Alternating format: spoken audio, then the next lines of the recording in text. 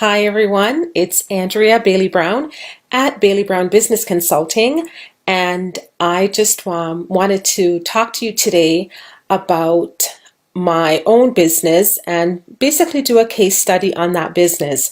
One of the questions I get asked a lot is, how did I get into owning multiple franchises with Jiffy Lube? And I'm just going to answer that because it comes up time and time again, because I understand it's an industry where there's not lots of women in that market. And basically I got into that business because my husband and I were looking for a business to purchase, and we wanted something that aligned with his skills and something that he loved, which was cars. And we took that and we blended it with my business background and business skills, and of course he has been in business before, and we felt that Jiffy Lube would be a good fit for us. And when we took over those stores, they were already existing locations except for one, and we've owned up to 5 different locations.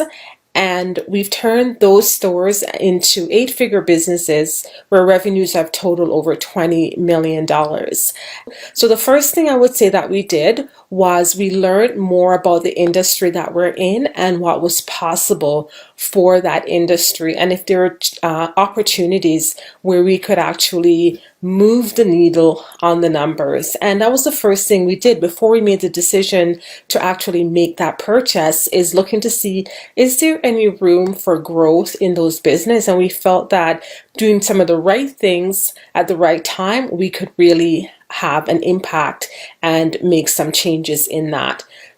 The next thing that we looked at was the products and services that were being offered. In every business, there is a revenue stream where certain products and services will be helping you, and there's certain things that needs to be eliminated.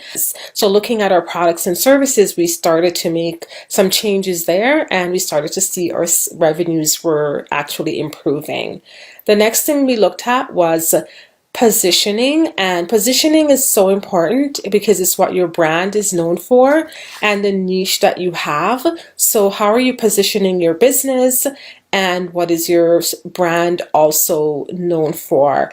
And branding is so much more than just a logo. I know so many people believe that. So we really had to take that into consideration, and that I found was very helpful for us in making some of the changes that we made in the business. We also wanted to improve our customer experience. What is our customer feeling like? What was their feedback? How do they feel about coming into our location? Did they love being there? Did they hate it?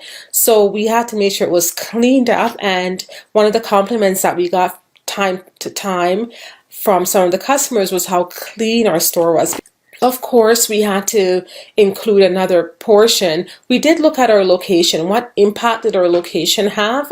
Was it easier or harder for people to get into? Because there's some locations where there's only one way, and that of course you cannot change. And how many bays our store had, we had to accept some of that, but it gave us some guidelines as to what we really needed to work on in our business.